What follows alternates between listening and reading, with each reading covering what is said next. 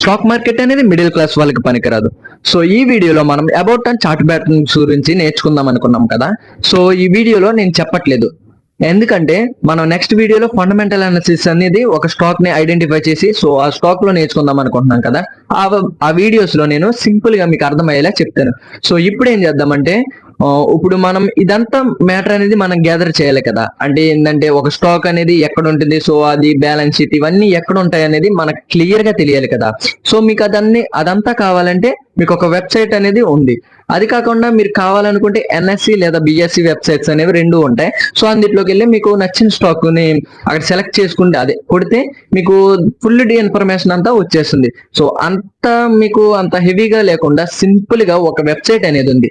అదే screener2.com అని ఉంటుంది. సో మీరు ఆ screener2.com అని గూగుల్లోకి వెళ్ళి టైప్ చేస్తే మీకు ఒక ఫస్ట్ లో ఒక వెబ్సైట్ వస్తుంది. సో ఆ వెబ్సైట్ ఓపెన్ చేసి మీ నెంబర్ తో లాగిన్ అయిపోండి. సో నెక్స్ట్ వీడియోస్ నుంచి ఒక స్టాక్ ని అనాలిసిస్ చేస్తాం కదా.